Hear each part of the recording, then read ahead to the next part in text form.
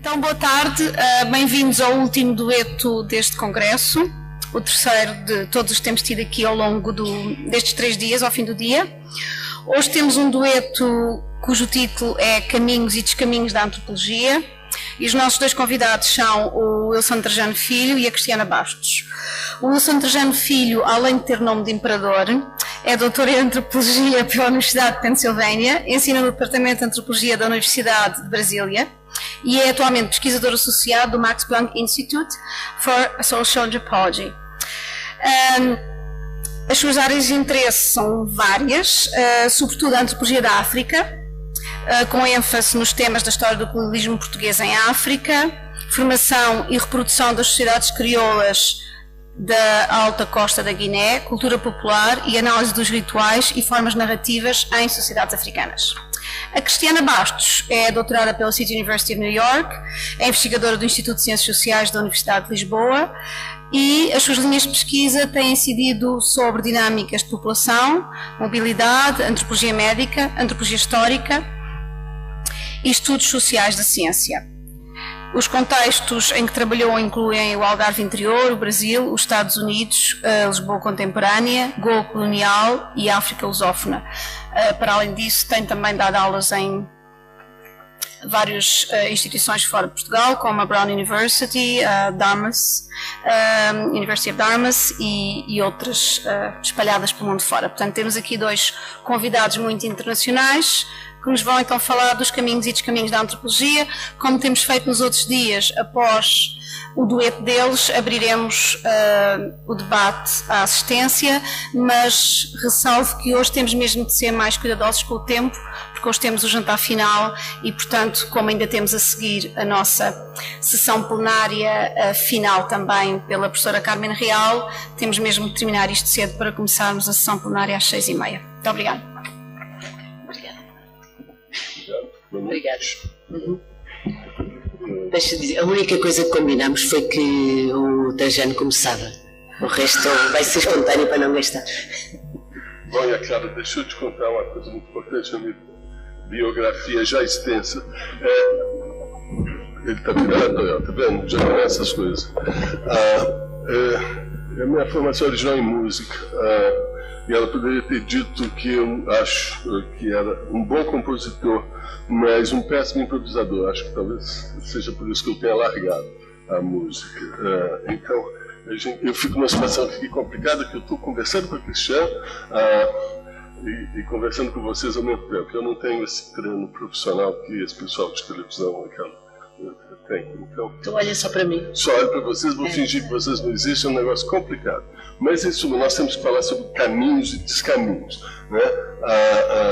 Bom, como é que é? Eu poderia começar pensando em 2 séries paralelas, né? Mas isso me levaria para um mundo meio maniqueísta, porque é a série dos caminhos e a série dos descaminhos, né? O caminho bom e os descaminhos são o lado mal da história. Eu não quero tomar esse caminho, não. Esse caminho de falar de séries. Então, porque pode alimentar um pouco um azedume, uma amargura, um pessimismo, que a gente, se vai falar de caminho e descaminho, acho que acaba falando mais de descaminhos do que caminho. Pelo menos eu tinha um amigo que dizia que adorava assistir um programa de televisão no Brasil chamado um programa de baixíssimo nível. E eu perguntava a ele por que, ele falava para ficar com raiva. Eu temo que às vezes eu tenho esse tipo de inclinação que é meio doentia, não é? Então eu vou fugir disso também, não quero ficar com raiva não. E como a idade vem chegando, Cristiano, e com a idade vem o conhecimento, a sabedoria e tal, acho que está acontecendo comigo, e eu estou ficando um pouco zen. Um tipo especial de zen tem muito a ver com a minha afeição, não é fenotípica, é um zen assim meio sírio-libanês, zen paciência, vamos dizer assim, né? Então eu vou adotar a postura zen e quero falar mais sobre o caminho do meio, em vez de caminhos e descaminhos. Se a gente conseguir chegar aos caminhos do meio, eu acho que eu estaria bom, porque eu não ficaria pessimista. Se você concordar. Concordo, então.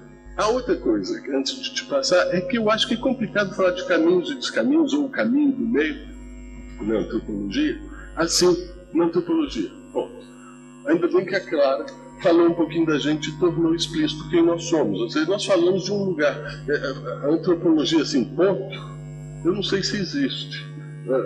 Eu não tenho jeito, eu falo de meio caminho, de descaminhos, de caminho a partir da minha história, da antropologia que eu faço, da instituição em que estou, da antropologia no Brasil, e eu quero crer que você da mesma maneira.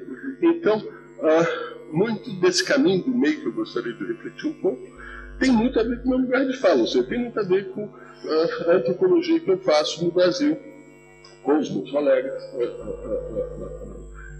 e, portanto, as nossas disputas, tensões e trajetórias. Obviamente, a gente deve falar um pouco, eu gostaria de falar um pouquinho que seja só da antropologia assim, mais geral, lato sensu, mas eu não quero crer que exista, não sei o que você acha. Está bem, de acordo. Eu também queria aproveitar para agradecer e dar os parabéns aos colegas que tiveram a coragem e a generosidade de organizar e também a habilidade de improvisar um formato como este. Assim a gente esteja à altura de dar alguma coisa de volta. É um prazer, claro, estar aqui. O Trajano e eu conhecemos há algum tempo e alguns entre Pensilvânia e Nova Iorque talvez, ou em Brasília pelo menos. Não sei qual deles foi primeiro. Ele acha que foi nos Estados Unidos, eu acho que foi no Brasil, mas eu acho que ele tem razão. De qualquer maneira, Caminhos e Descaminhos é um mote apenas para falarmos da antropologia. A antropologia é um lugar onde eu gosto de estar, onde eu não posso dizer que nasci a querer ser antropólogo, ou que tive experiências fantásticas ou traumáticas que me levaram para a antropologia. Foi algo que em algum momento apareceu-me como algo que eu gostaria de fazer, a ponto de um dia estava a fazer um teste de entrada a uma universidade onde ia cursar economia e tinha um psicotécnico e diziam várias coisas, o que é que eu gostava mesmo de fazer, e eu achei, bom, eu acho que eles querem que eu diga que queria fazer economia, mas eu vou responder mesmo o que me apetece, é antropologia ou etnologia.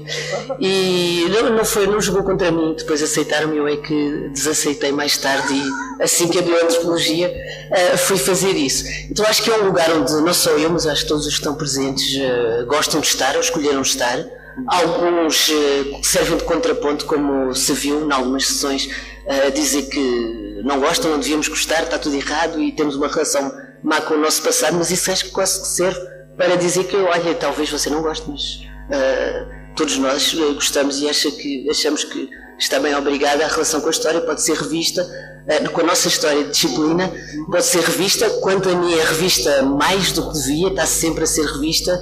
Há uma relação quase obsessiva com quem foi fundador, quem foi o refundador, quem fundou esta linha, etc. Mas quem gosta de fazer isso, muito bem, obrigada, não há problema nenhum da minha parte, não é o que eu faço, gosto mais de fazer outras coisas. Isso então seria um descaminho, ficar tempo demais a pensar o que é a antropologia, qual é a nossa identidade, etc. Mas não deixamos de caminhar por esse descaminho, também faz parte, para nos fazer voltar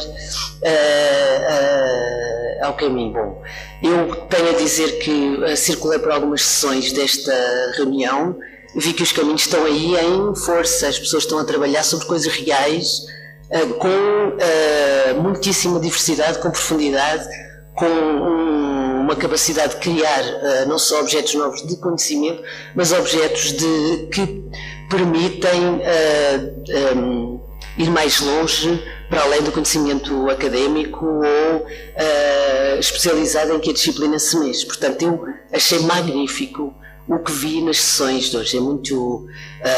eu não sou dos fundadores da antropologia em Portugal, mas já estou aqui há algum tempo, já assisti a várias APAs e sempre as vi a crescerem em maturidade e diversidade. Isso é fantástico.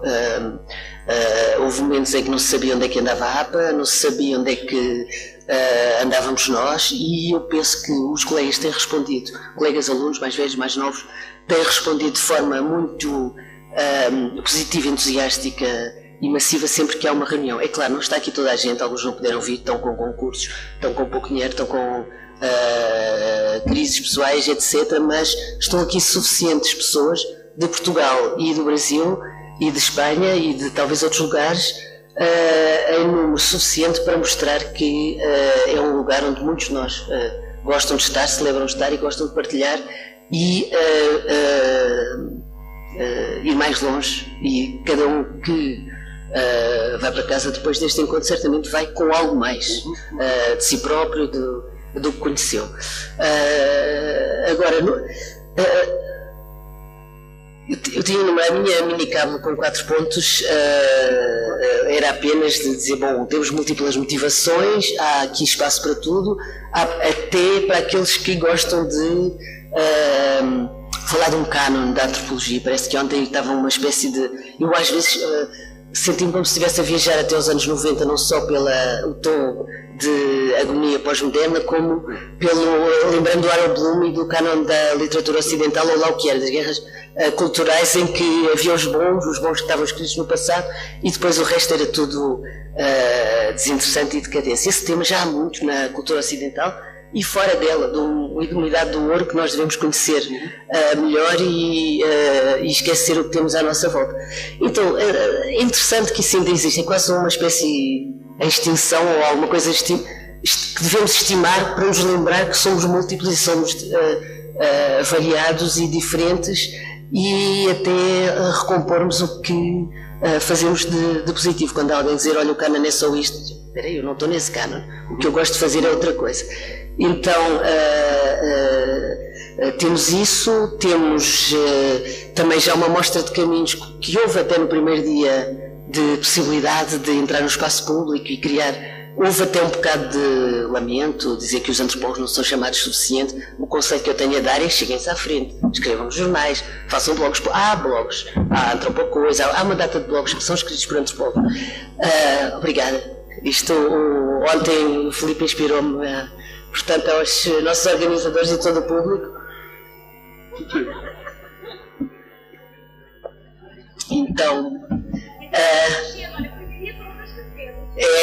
vai animando. Então é esse, o caminho é esse, o descaminho é do que deve passar. Isso pode ser descaminho. Certo, ok. Portanto, o espaço público, sim, é um dos caminhos possíveis, é um caminho saudável. Não deve diminuir aquilo que é o trabalho de conhecimento, que é o centro para mim da disciplina, é onde eu gosto de estar.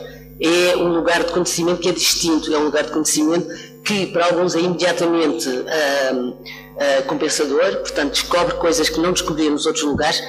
Muita gente vai à procura de si mesma, à procura do seu grupo, faz uma autoviagem, uma viagem pessoal ao ver a diversidade da antropologia. Isso é comum, outros não é por isso, gostam de ver a diversidade dos outros acham que é giro a antropologia, ou acham que raramente vão porque acham que é um conhecimento técnico para terem empregos mais bem pagos, embora também conheço vários colegas que depois de fazerem especialização em antropologia foram trabalhar na economia do .com, foram trabalhar em marketing, etc, e são ricos também, e fizeram muito dinheiro com o conhecimento que aprenderam na antropologia. Mas não creio que isso seja a motivação da maioria das pessoas. A maioria das pessoas vai para o conhecimento primeiro e depois o que faz na vida com esse conhecimento é seu. Eu nunca digo a ninguém que queira fazer antropologia: vais aprender uma técnica de interculturalidade e vais ser o gestor de diferenças culturais. A pessoa tem talento para isso, ou não pode aprender mais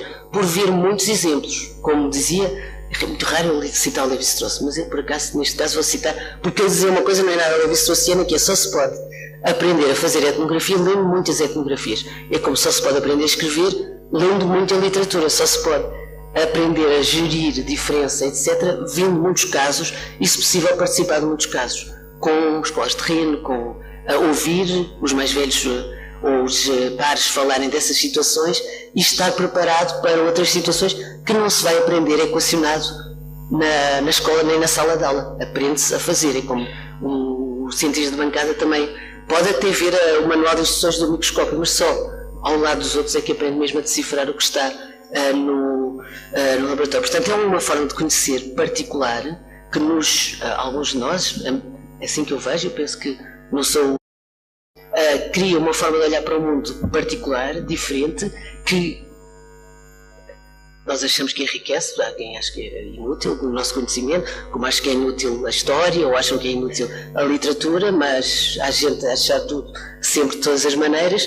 Eu acho que é realmente uma forma de enriquecer a nossa percepção do mundo, eu acho que é melhor, é mais rica, densa, diversa e capaz de nos fazer regressar a um projeto humano e social de mais alcance. É a minha visão pessoal. E é claro que tem especificidades. Podemos dizer, bem, todas as ciências humanas têm isso como meta, todas as ciências sociais têm isso.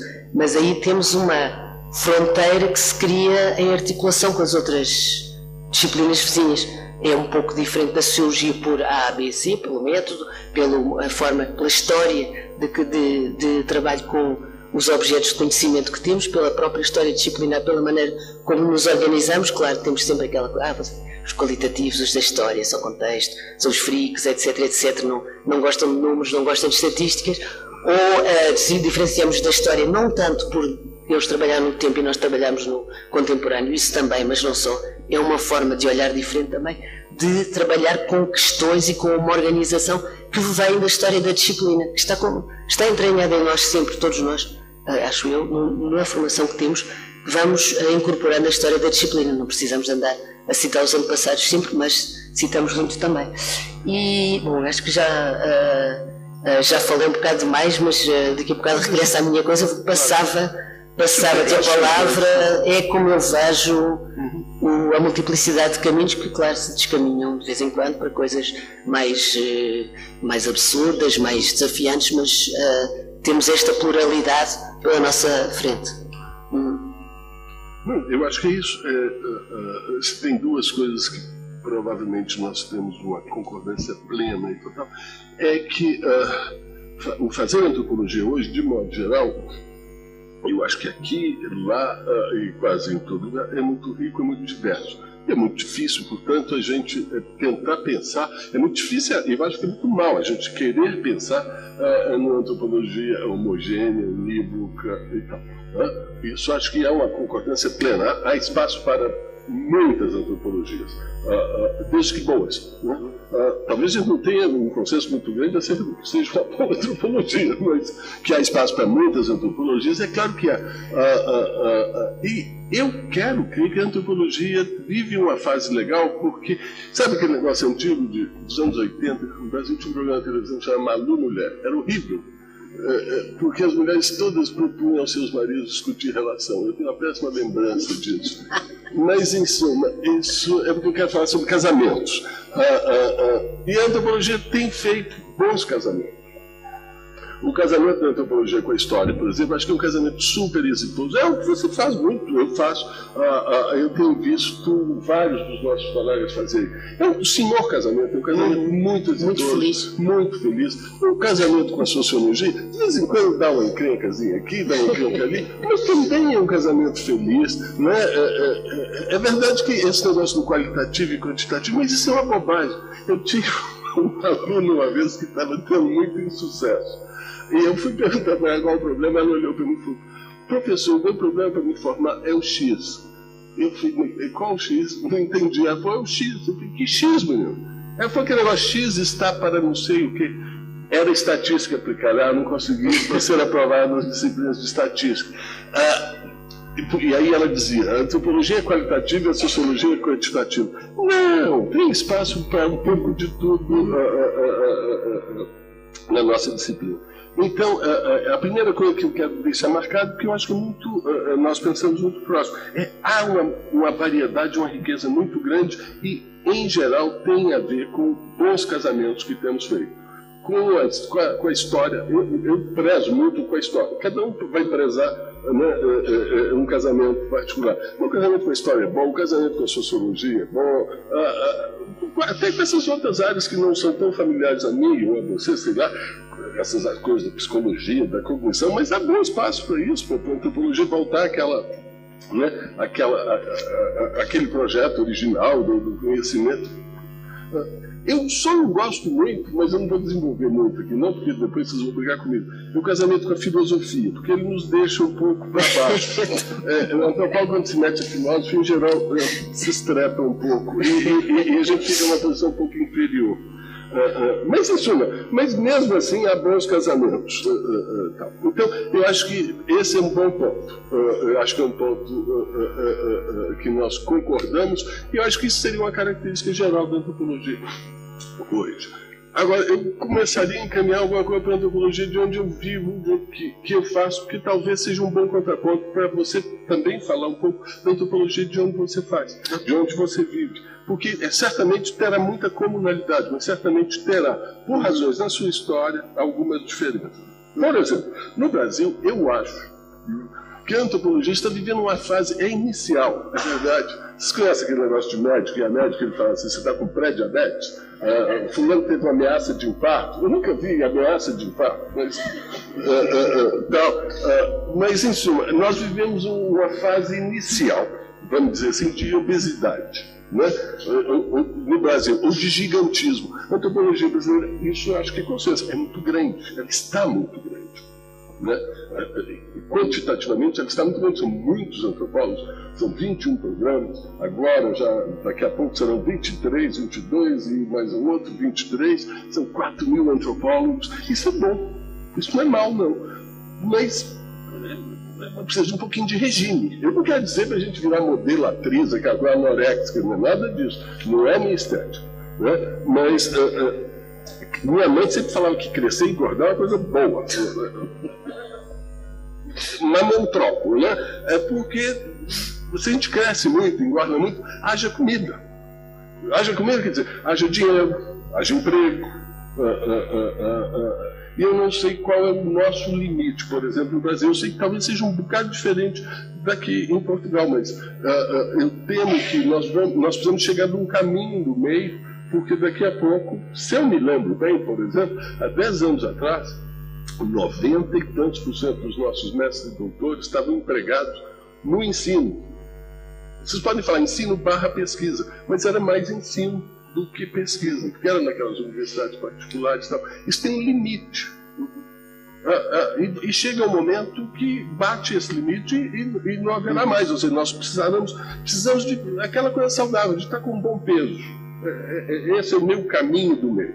A outra coisa é claramente uma antropologia. Você mencionou a ocupação do espaço público.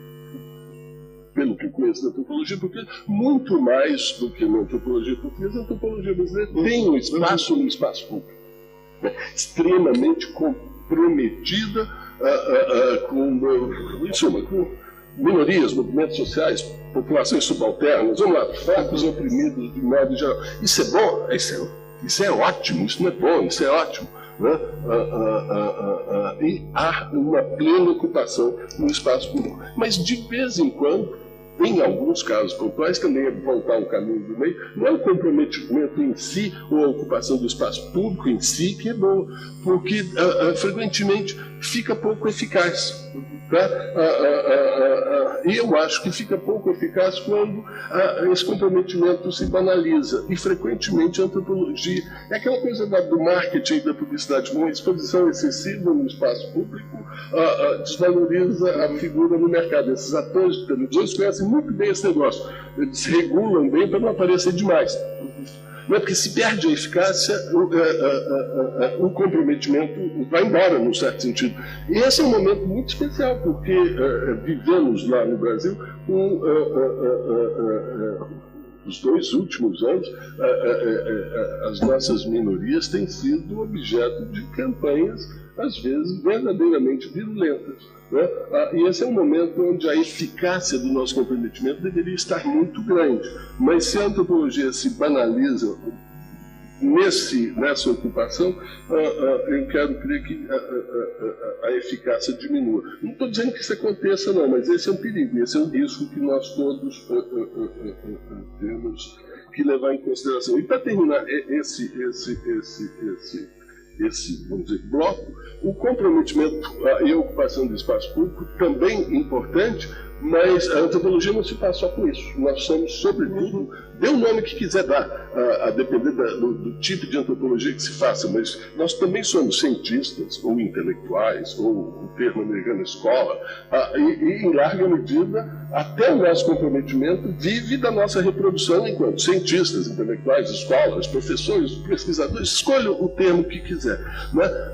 E frequentemente as próprias rotinas nossas nos retiram muito do nosso tempo e da nossa energia para ser escolas, cientistas, pesquisadores, que nós todos somos chamados para o espaço para ocupar o espaço público. Eu estou falando isso de uma maneira até um pouco perversa, porque isso acontece muito pouco comigo, porque eu faço uma antropologia um pouco exótica no Brasil, não é? Que eu faço, eu trabalho com populações que estão lá do outro lado do Atlântico, portanto longe demais.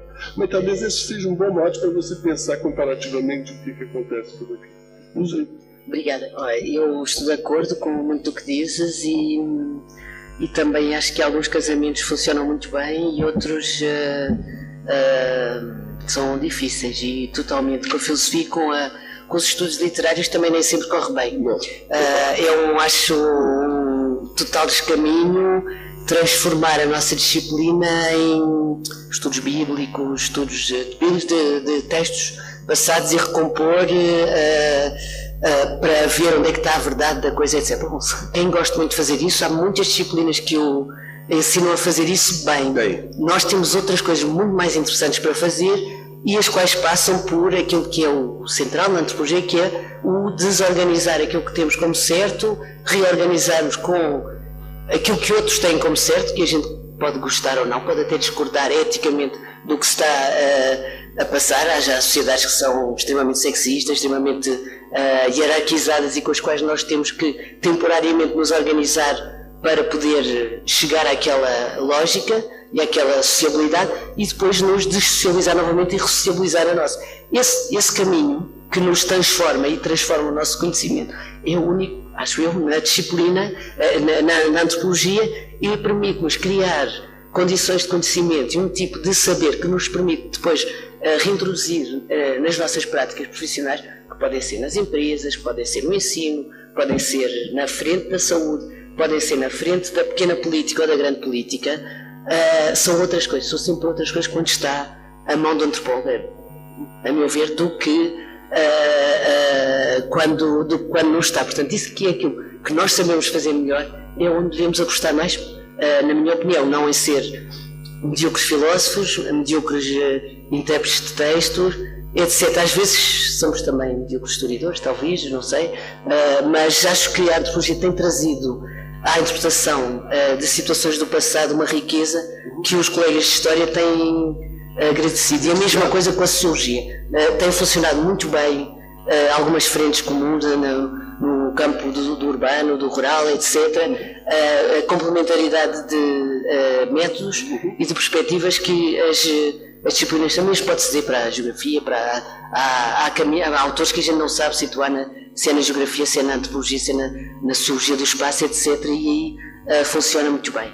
A outra coisa que eu queria dizer e que retoma aquilo que estava há pouco a mencionar é assim, talvez, como se dizia há 2 dias neste lugar, a antropologia não esteja presente com esse nome no espaço público macro, nas TVs, nos debates da política, etc. E eu acho ainda bem, porque são debates horríveis entre opinosos que, por acaso, uns são historiadores e outros são da ciência política, mas estão ali a dar opiniões pessoais, às vezes irrelevantes, coisas que para mim são mais aborrecidas do que a conversa do café ou da taberna ou das casas do meio das aldeias antigas. Mas os antropólogos estão muito presentes, muitíssimo, num espaço público de escala de menor dimensão. Estão presentes nas autarquias, câmaras municipais do país inteiro, estão presentes em novos museus, nova maneira de que a museologia, a pequena museologia que se tem feito neste país, tem transformado a relação de populações do país fora com a sua coletividade, com a sua materialidade, com o seu passado. Isso é impressionante ver. Muitas vezes quem fez esse pequeno museu nos mais recônditos lugares foi um antropólogo que esteve ligado, ou porque foi fazer trabalho de campo lá, ou porque houve uma vaga, uma ONG, ou etc. Portanto, isso transformou. Portanto, nesse espaço público, sim, os antropólogos portugueses estão presentes. Estão presentes em frentes culturais de todo o país, estão presentes nos bairros. Bairros, por exemplo, em Lisboa, há uns orçamentos participativos, pequenos programas, tudo em microescala, que muitas vezes, com a dinâmica de antropólogos engajados com o trabalho local, saem vencedores de pequenas coisas que as pessoas às vezes não teriam todo o know-how para passar nessa batalha que envolve alguma literacia, algum saber fazer. Portanto, esse trabalho mediador entre mundos, que envolve muita criatividade, mas essa criatividade não é uma criatividade nascida com a pessoa, uma criatividade trabalhada e consolidada neste ler muitas etnografias, fazer trabalho de campo, trabalhar, etc. Pronto. E depois há aquilo que disse há pouco, que é um lugar que é um lugar mais conforto para a maioria de nós, que é no ensino avançado, portanto no ensino superior, nas universidades, nos politécnicos, etc. Tal como no Brasil, Portugal engordou rapidamente, uma escala diferente, porque os países têm escalas diferentes, engordou muitíssimo no instante, ficou gordíssimo e agora está numa dieta forçada. Para onde é que vamos? Então, alguma coisa, e talvez seja interessante partilhar com os colegas do Brasil que não sabem estas particularidades da antropologia em Portugal.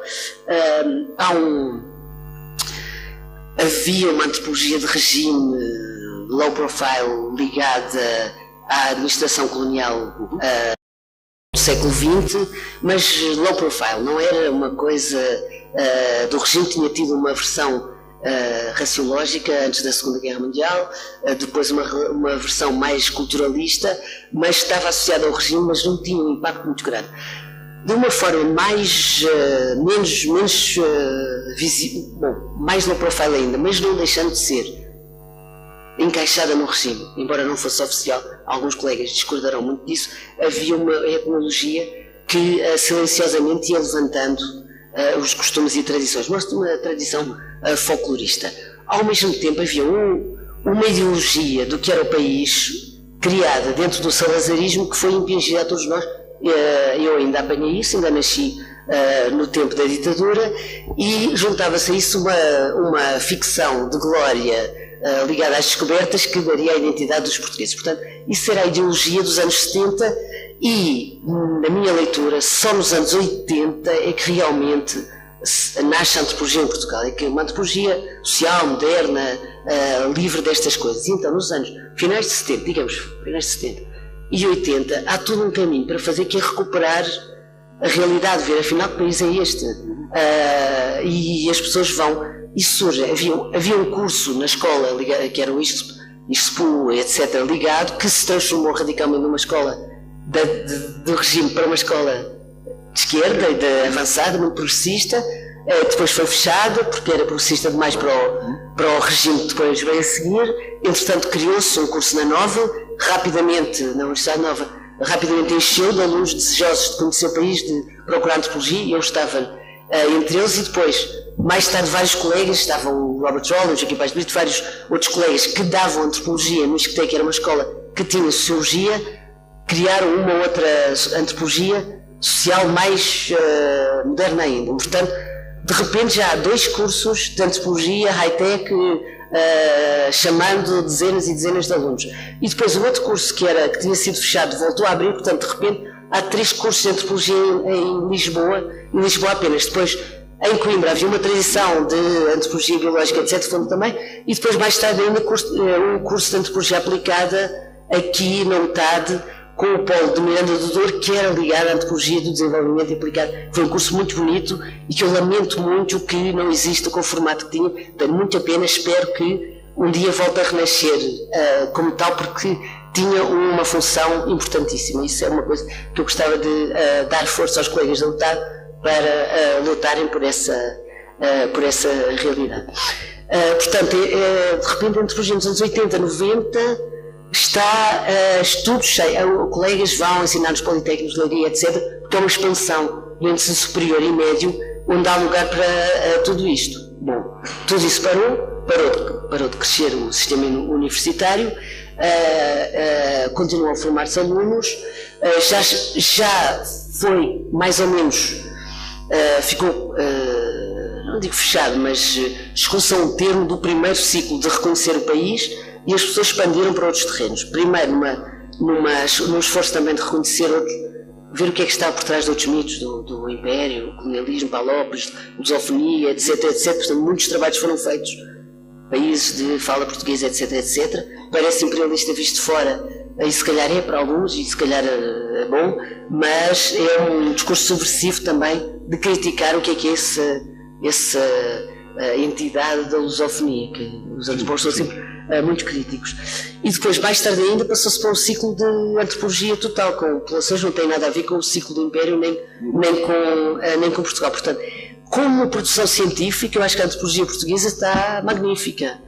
Tem uma diversidade muito grande, uma maturidade muito grande, tem a vantagem de falar numa língua que não é do mainstream, mas também não é uma língua minoritária, uma língua bastante falada, e felizmente conseguimos entender mutuamente com os colegas que são falantes de espanhol, castelhano, e graças a Deus Brasil, não é? Porque é um monte imenso, uma variedade imensa de antropologia com uma história muito complexa e riquíssima, com uma consolidação teórica muito mais antiga e mais amadurecida que a nossa, com muito para trocar. Portanto, eu acho que aquilo que eu encontrei no princípio dos anos 90 no Brasil, que era desconhecimento mútuo, quase, poucos eram os que tinham feito este caminho, deu lugar a um intercâmbio constante. Portanto, são imensos colegas que transitam entre um lugar e outro, até com trabalho de campo nos dois lugares, ou trocar. Bom, isso é uma coisa maravilhosa. Portanto, do ponto de vista científico, a meu ver, a antropologia portuguesa está muitíssimo bem. Do ponto de vista do que é que nos espera a seguir, é muitíssimo preocupante. Não posso falar disso com ligeireza, de celebrar o que está e não ter medo. Tenho muitíssima preocupação, e agora, assim como tivemos um momento de crescimento que se permitiu uma diversidade institucional muito grande, com uma concorrência saudável, que as pessoas não andam a degladiar-se, colaboram, neste momento, na minha opinião, tem que mesmo dar lugar a uma articulação conjugada. Caso contrário, ficamos todos esmagados, todos. Portanto, é a única maneira que eu vejo para viabilizar, o único modo de viabilizar, o único caminho para não dar tudo em pequenos descaminhos é articular a totalidade da antropologia. Estamos num país em que não só estamos a ser triturados por uma política económica mirabolante, inacreditável, vinda de outros lugares, com quem estudou colonialismo, lá está, quem estudou antropologia aprende a decifrar as coisas de uma certa maneira. Pode estar errada, mas é a minha.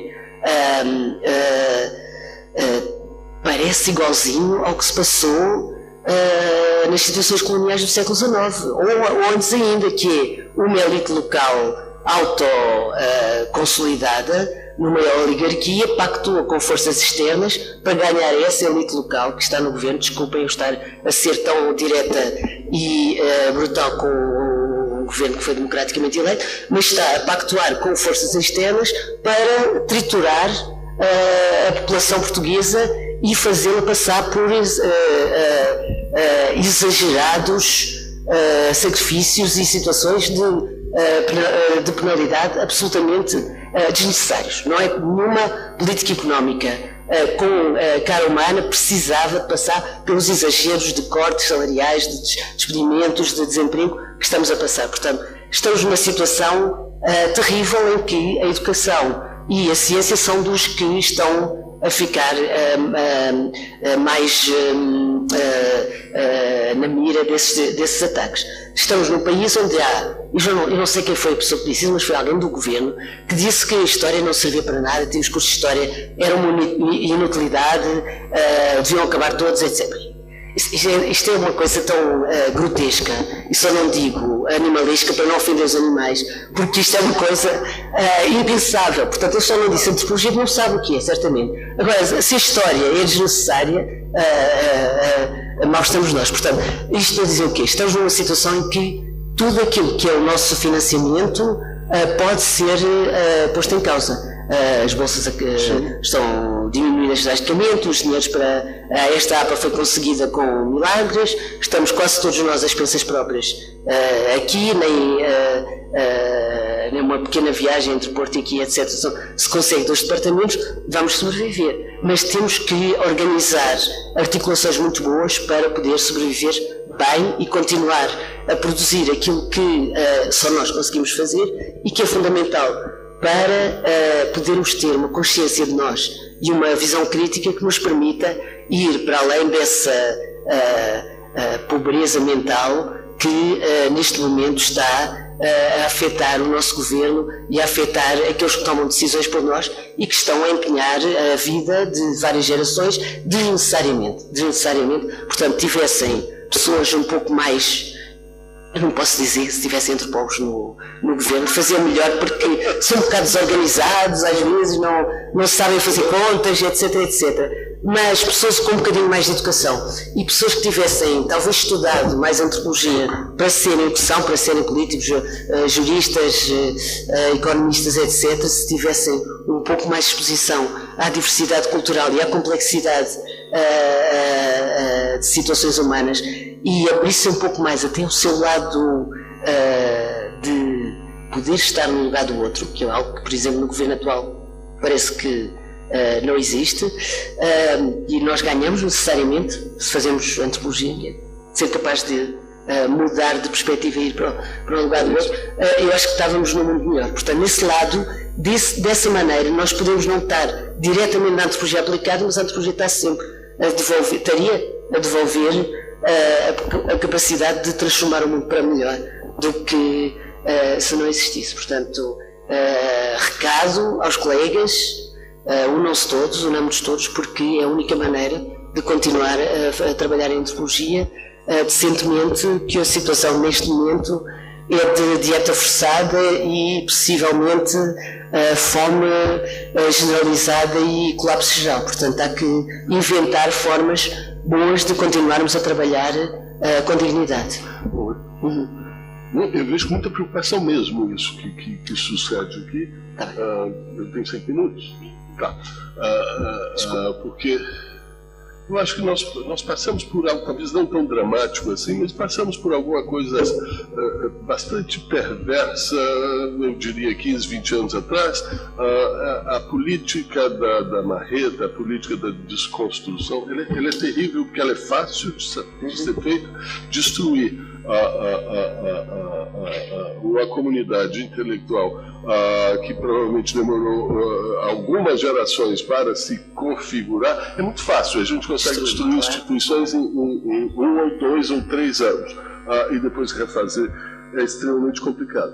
Mas como o tempo vai abreviando, eu ainda gostaria de intrometer um último tema que eu acho interessante à guisa de comparação. Que tem a ver com esse fato de você mencionou que a antropologia portuguesa se desenvolve muito olhando para Portugal numa fase inicial, óbvio, e olhando para um Portugal também um pouco fora, olhando para o Império também um pouco de uma maneira talvez não, relativamente amadora, né? Nós conhecemos bem a antropologia colonial portuguesa, mas isso e num segundo ou terceiro momento, ou no momento atual, quando a disciplina se bem configura, você usa a expressão de, ela é uma antropologia tucu, olha para o mundo e tal. Esse talvez seja um bom tema para se comparar com o Brasil, que é uma antropologia muito grande, mas que se volta para o Brasil. E é muito recente o esforço da antropologia brasileira para olhar para fora do Brasil. Isso não pode ser mal entendido. Eu quero crer que a boa antropologia brasileira que se faz hoje é uma antropologia que se volta para o Brasil, eu insisto nisso, né? Mas ela está dando os seus primeiros e não tão primeiros passos assim, para olhar para fora. Eu não tenho números não, mas eu diria que os programas de pós-graduação devem ter alguma coisa em torno de 300 a 350 pesquisadores doutores, e no Brasil hoje. Além de um número provavelmente igual a esse em outras instituições. E eu diria que há alguma coisa em torno de 70, 80 deles têm feito pesquisa com maior ou menor regularidade, com um plano mais intensivo ou menos intensivo fora do país. Ou seja, nós também estamos nesse movimento de internacionalizar. Eu não gosto desse termo, porque esse é um termo que as agências nos propõem. E dessa forma eles nos vêm forçados. Porque a internacionalização não é necessariamente fazer pesquisa fora do Brasil ou fora de Portugal. Eu acho que a grande medida de internacionalização é ser bem ouvido, fazendo pesquisa onde for, né? Fazendo pesquisa em Patos de Minas, é uma grande cidade de passagem, que deu antropólogos muito interessantes.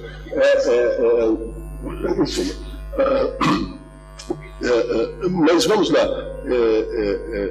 nós estamos nesse momento, e esse momento é muito interessante, porque, lembrando da conferência que tivemos aqui ontem, que é um belo exemplo, nós vivemos um momento onde a ideia, foi muito usada aqui a expressão centro e periferia. Eu já não uso mais, porque eu não consigo mais ver centro, está hiper, o centro se explodiu.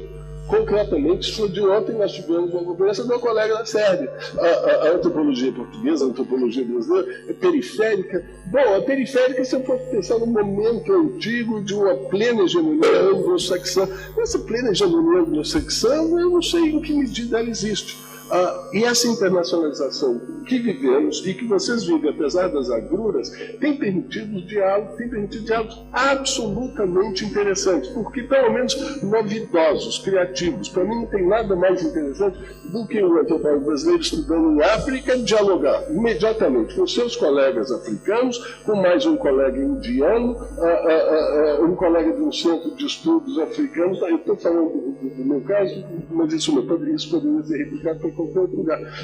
E dialogar com um chinês interessado em África. Eu quero que diálogo desse tipo tenha um potencial criativo muito maior do que o tal velho voltar-se para um centro. Especialmente um centro que anda meio desmilinguido. Né? Nesse sentido, eu vejo com muita positividade o nosso momento. É verdade que... E aí eu diria o momento de vocês também, tirando o problema de uma crise institucional nacional. Mas eu quero crer que se esse... Bom, falar de governo dos outros é complicado, mas como você falou, esse processo de desmantelamento, se vocês conseguem resistir esses momentos mais cruciais do processo de desmantelamento, a antropologia portuguesa solidificou, criou raiz forte bastante para poder ultrapassar isso tão logo a crise político-econômica em si. Ok. Então...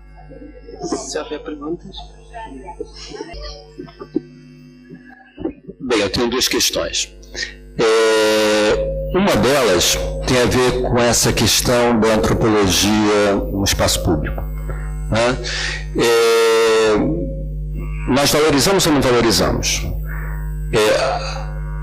Indiscutivelmente, eu concordo com vocês, a boa intervenção é feita a partir da pesquisa mais densa. Né? Eu acho que muita gente não faz intervenção porque dá opinião. Né? Eu acho que são coisas distintas. Em compensação, há muita gente que faz intervenção hoje, sobretudo no cenário brasileiro, sem necessariamente ter a boa pesquisa densa. Isso também é realidade. Né?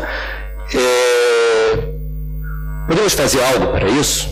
Né? Ou seja, podemos trabalhar melhor a partir da formação para trabalhos de preparação de pessoal para a intervenção? Como vocês veem isso? 2, para pegar a internacionalização.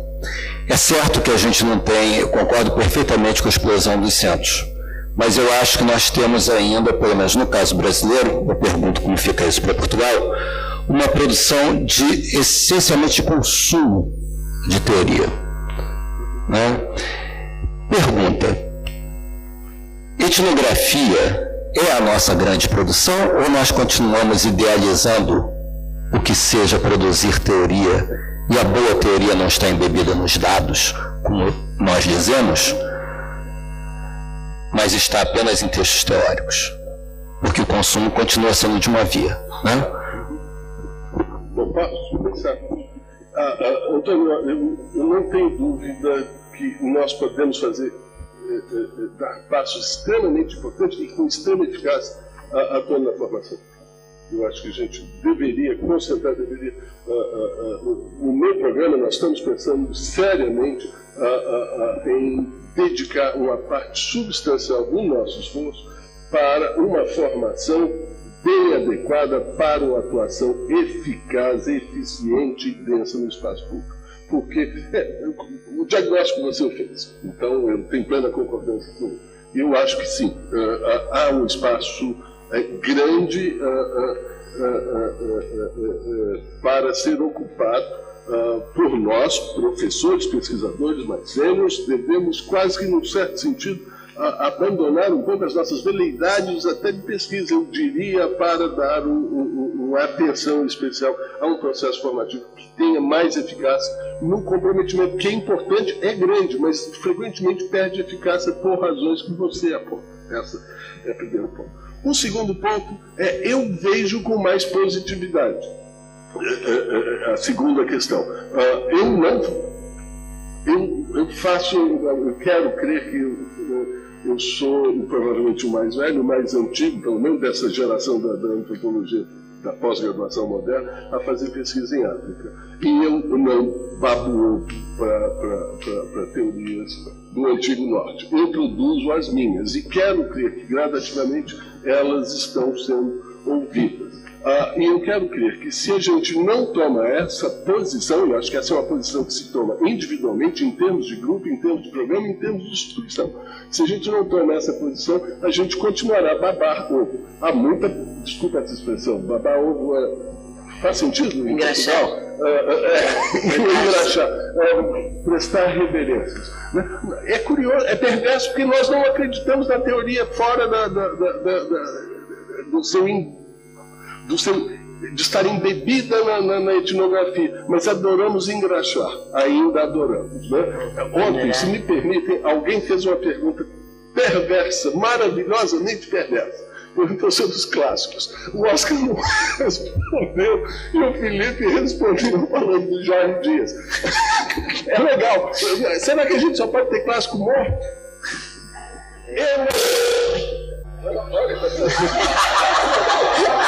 Fui eu. Fui Jorge Dias. Só pode ter clássico morto? Não teremos clássicos vivos? Claro que temos que ter. Eu faço antropologia da África. E por que eu digo que a minha antropologia não baba ovo?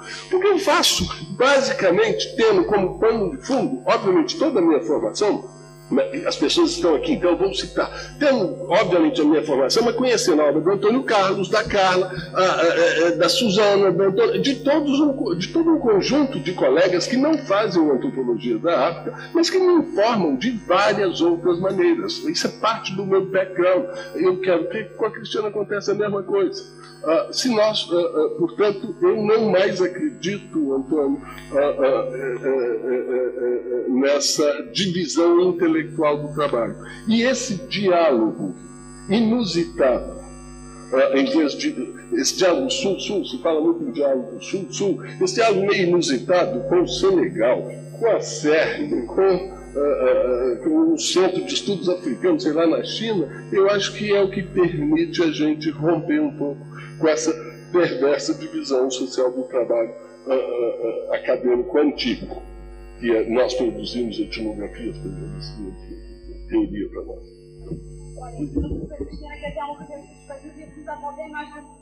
Recolhe todas para a gente responder a todas.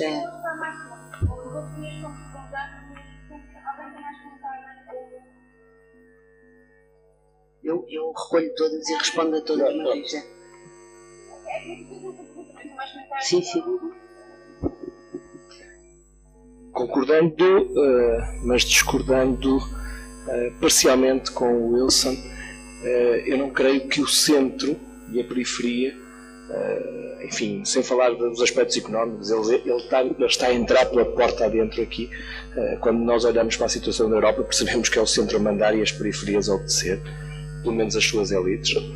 Mas eu creio que no domínio da ciência, e também das ciências sociais e também da antropologia, porque estamos metidos dentro de um sistema científico, eu creio que o centro continua a fazer sentir a sua força. Muito mais em Portugal, infelizmente, do que no Brasil. E aqui eu quero saudar, de facto, a capacidade de resistência do Brasil e, sobretudo, o reconhecimento da importância política de se produzir ciência em português.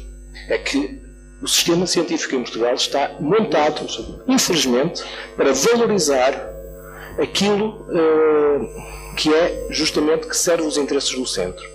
Nomeadamente a produção em língua inglesa e a publicação em revistas indexadas, que são controladas por entidades e organizações, algumas empresariais do centro, em particular dos Estados Unidos. E, portanto, eu creio que, e está aqui a concordância e a discordância, concordo com as tuas palavras, com o argumento geral, mas eu creio que há situações particulares e nós aqui estamos, eu creio que estamos contaminados, estamos atingidos por uma expressão concreta de uma visão provinciana da ciência e do papel menor que a comunidade científica de língua portuguesa pode ter no sentido de construir outras visões do mundo, outras ciências ou outras formas de conhecimento científico e, claro, antropológico. Mas há alguma questão? Ou deixamos a Cristiana agora falar um pouco? Sim. Olha, nós chegamos com o fim da semana. Eu queria É sério. Boa noite, Cecília McCallum, britânica radicada na Bahia, Brasil, já tem mais do que 20 anos. Então não sei de onde eu venho, é periferia, centro, eu não sei lá.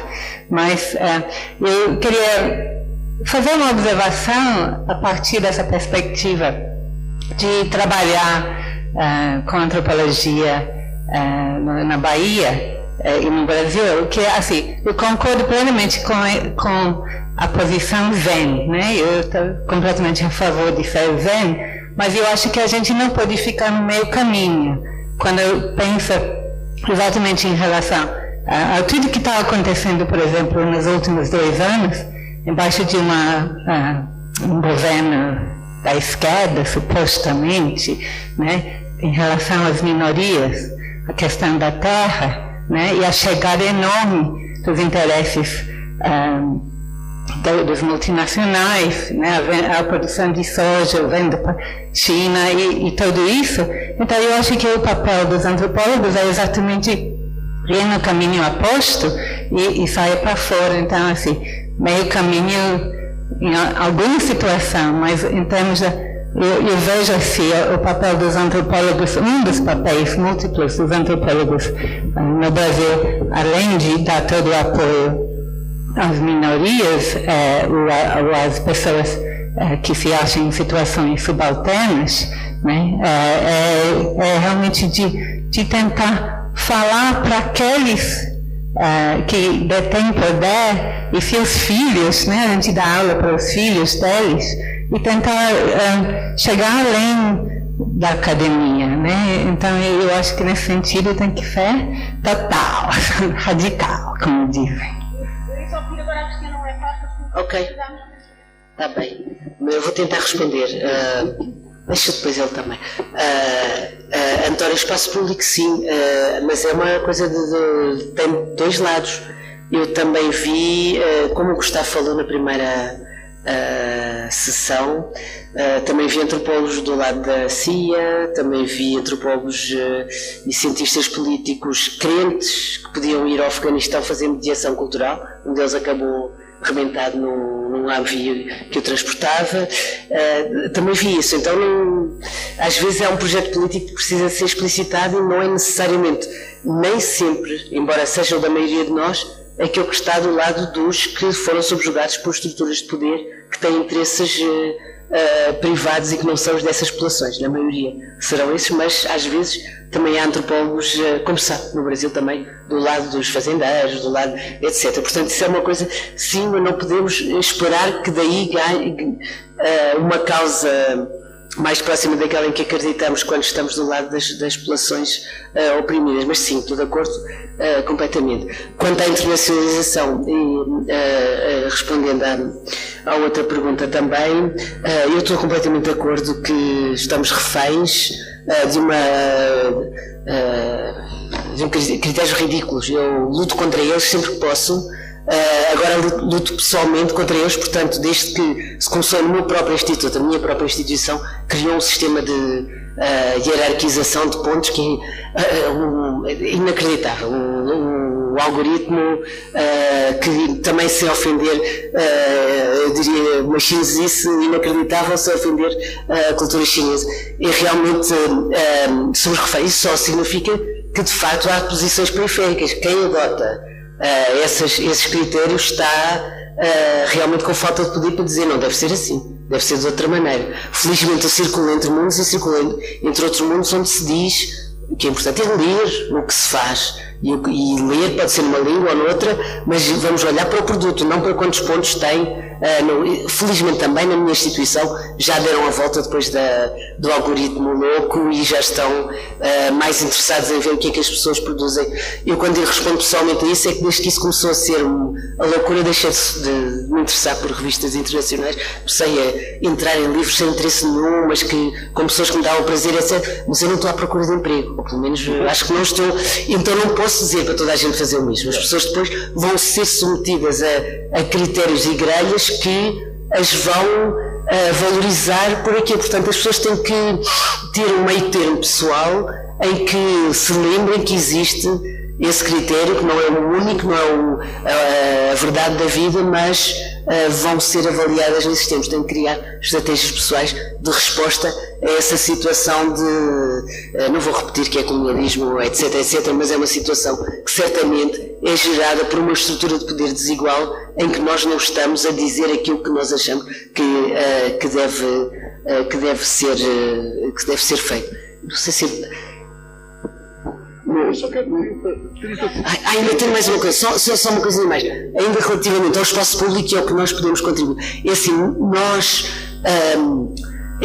às vezes há uma dupla capacidade da antropologia de produzir muito um conhecimento específico micro ou operacionalizável e um grande conhecimento crítico que é aquilo que nós trocamos uns com os outros. E muitas vezes somos chamados a situações pública, ou de saúde, ou de hospitais, ou de governo, etc, etc, e não sabemos senão dar esse macro conhecimento crítico que é impraticável, é um conhecimento crítico amplo e que não é operacionalizável. Então também lembro que todos nós, quando somos chamados a entrar no espaço público, temos que saber articular onde, nessa grande escala, entre uma transformação do mundo completa, crítica e uma capacidade de fazer o possível, como se falava na primeira sessão do Miguel, há que saber articular com quem estamos a falar que produto é que produto cognitivo e receita ou consulta é que podemos dar. Desculpa. Só para não parecer excessivamente ingênuo, o fanista está fazendo bravata. É claro que eu não posso negar estruturas pesadas de dominação, mas eu estou falando especificamente do campo da antropologia. Me parece que, em larga medida, muito das estruturas passadas de dominação estão se fragmentando um pouco. Eu gosto de dar um exemplo que a Clara fez uma menção breve no meu currículo. Eu sou pesquisador associado a um grande instituto de pesquisa alemão. A Alemanha, me parece que também não precisamos de argumentar muito, que é parte de um centro de poder, né? Agora, eu quero dizer que a antropologia alemã não tem hegemonia nenhuma. A antropologia brasileira, a antropologia portuguesa é incomparavelmente mais sofisticada. E é nesse sentido que eu